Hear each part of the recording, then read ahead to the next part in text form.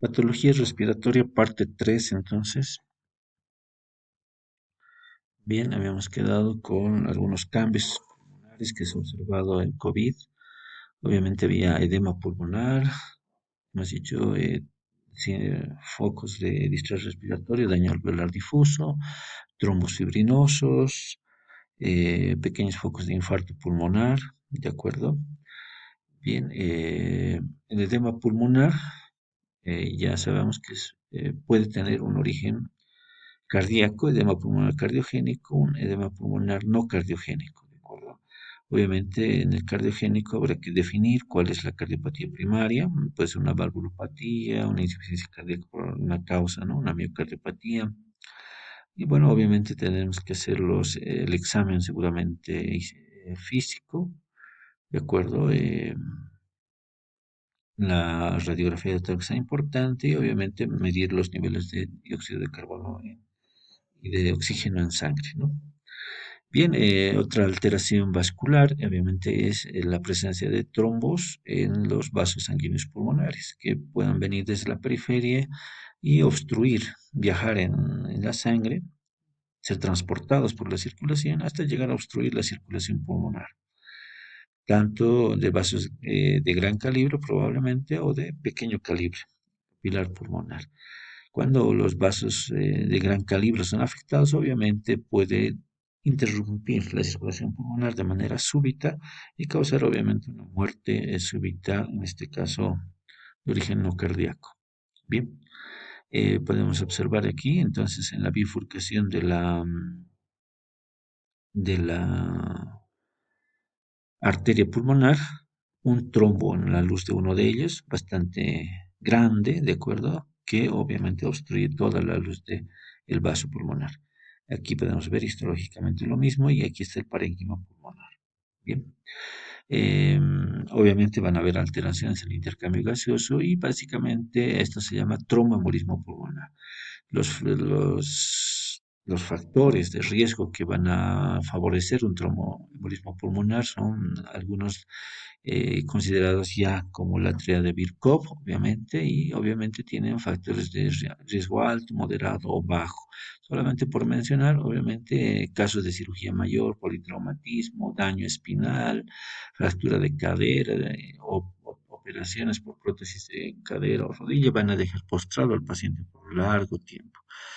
Entonces eso puede condicionar obviamente la formación de trombos en miembros inferiores y liberarse estos trombos y viajar por la circulación a obstruir la circulación pulmonar y causar tromboembolia pulmonar. Otras entre el riesgo moderado, aquí están, por ejemplo, puerperio, ictus, que es el accidente vascular cerebral, fármacos que contengan niveles de estrógenos, ¿de acuerdo? O que su base sea estrogénica básicamente, trombofilia, el cáncer, libera sustancias que favorecen la coagulación, fármacos antipsicóticos, etcétera. Los de bajo riesgo, varices, obesidad mórbida, viajes prolongados por 6 a 8 horas en una sola posición, sentados o en posiciones incómodas, reposo en cama por más de 3 días, edad avanzada, etcétera. La angiografía es importante, obviamente lo que vamos a buscar es sitios de obstrucción, ¿de acuerdo? Y esa es definitiva, el diagnóstico definitivo de tromboembolia pulmonar, la angiografía por tomografía axial computarizada. Un trombo obviamente puede afectar, dijimos, la circulación pulmonar.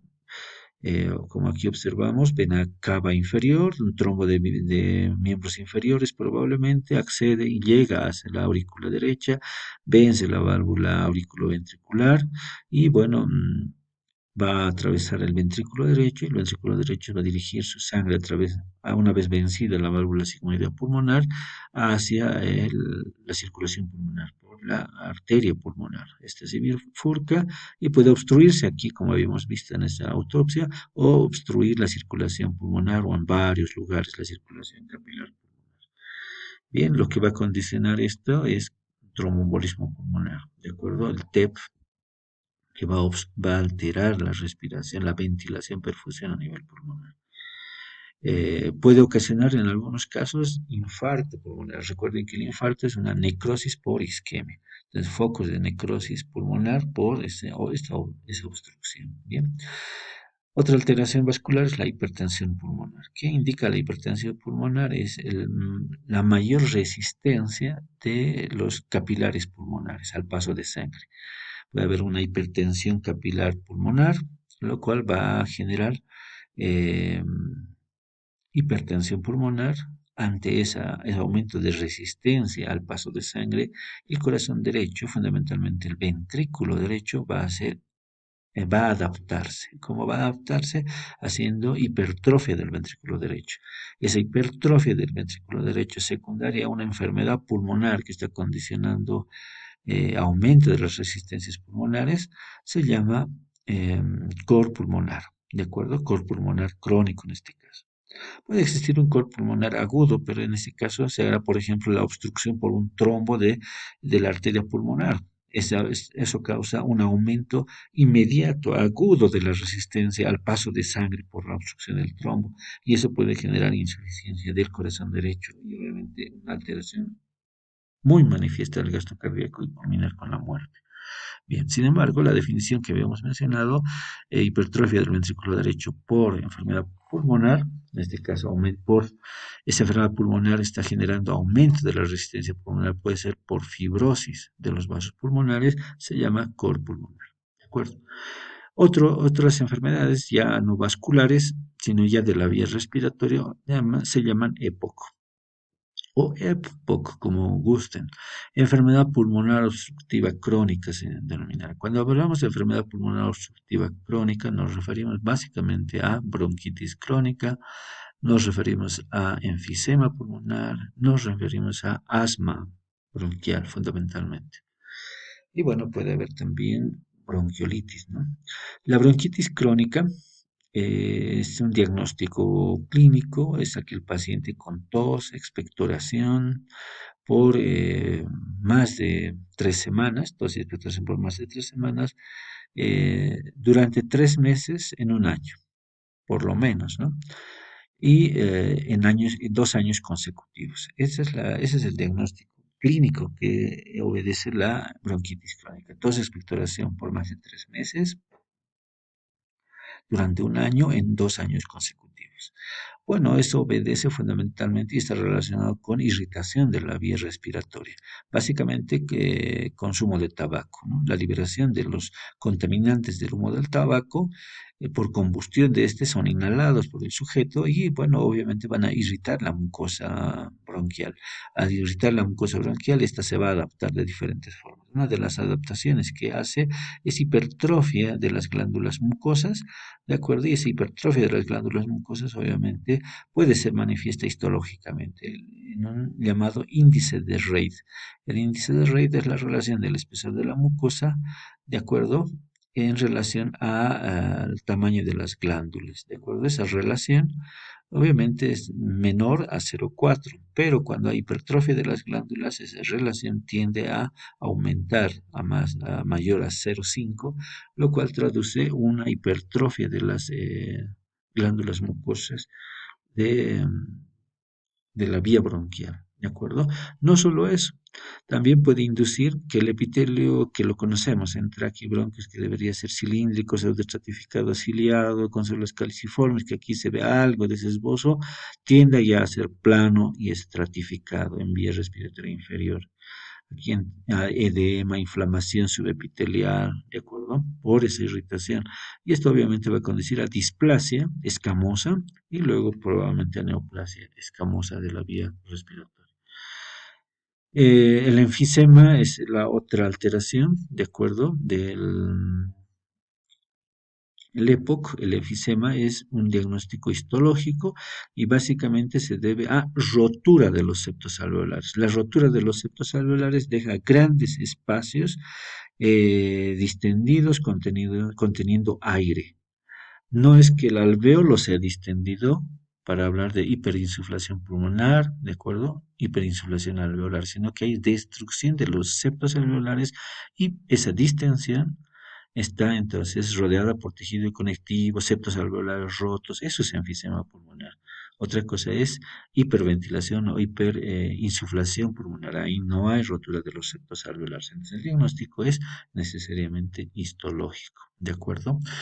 El paciente enfisematoso pulmonar, a diferencia del bronquítico crónico, que es llamado también el bronquítico crónico abotagado azul, pacientes cianóticos, delgados, con una facies abotagada, cansada, ¿no? Entonces, esos son los bronquíticos crónicos. En cambio, los enfisematosos pulmonares tienden a tener una facies eritrocítica, son rosada, eh, el tórax tiene más lo tiene más ensanchado, tiende a tener un aumento del, del peso, obviamente más obesos, a eso se llaman entonces pacientes enfisematosos, ¿de acuerdo?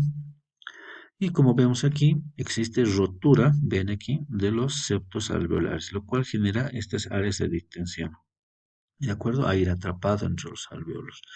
El enfisema, esa rotura de los septos alveolares, puede darse en diferentes partes de un lobulillo pulmonar, ¿de acuerdo? Ese lobulillo pulmonar, luego del bronquiolo terminal, aquí, da origen al bronquiolo respiratorio. Aquí ya se hace intercambio de gases en el bronquiolo respiratorio. Este va a dar paso a los conductos alveolares que se abren en los diferentes espacios llamados alveolos. Recuerden, los espacios se llaman alveolos y el espacio está rodeado por un continente que se llama septo alveolar, formado por neumocitos tipo 2, 1 fundamentalmente constitutivos. Ya aquí se hace el intercambio gaseoso. Cuando en la porción proximal existe rotura de los septos, a eso se llamará enfisema centroacinar. Y cuando está en la periferia, sobre todo, o casi en todo el lobulillo pulmonar, se llamará enfisema panacinar. Y existen unas variantes intermedias. En el caso del enfisema panacinar, se debe, sobre todo, está en las bases pulmonares y se debe a un déficit de una enzima que se llama alfa-1 antitripsina, que va a hacer frente a la elastasa de los neutrófilos, ¿de acuerdo? La elastasa de los neutrófilos que trae la circulación sanguínea, normalmente, sobre todo en las bases pulmonares donde hay mayor circulación que ventilación, puede haber entonces liberación de elastasa en las bases pulmonares y romper los alveolos. ¿Quién va en contra de eso? La alfa-1 antitripsina que está en el intersticio pulmonar. ¿De acuerdo? Si hay déficit de ella, entonces predomina la elastasa y puede haber rotura de estos. Y eso se llama enfisema panacinal. El otro es el enfisema centroacinar, relacionado fundamentalmente con el consumo de tabaco. ¿De acuerdo? Ambos, enfisema pulmonar y bronquitis crónica, tienen distintas características clínicas. ¿De acuerdo? Aquí podemos ver tos productiva, fundamentalmente la bronquitis crónica, como hemos mencionado, disnea, sibilancias, tórax en tonel, obviamente, o en barril, el enfisematoso, ¿no? Más alargado, etcétera, en el tórax, en el bronquítico crónico. Eh, Podemos ver policitemia como un signo frecuente, por ejemplo, en la bronquitis crónica y en cambio en el enfisema más tardío. Cor pulmonar, que hemos mencionado, hipertrofia del ventrículo derecho por aumento de las resistencias vasculares pulmonares. En este caso, por bronquitis crónica o por enfisema, generalmente es frecuente, sobre todo en la bronquitis crónica. Bien.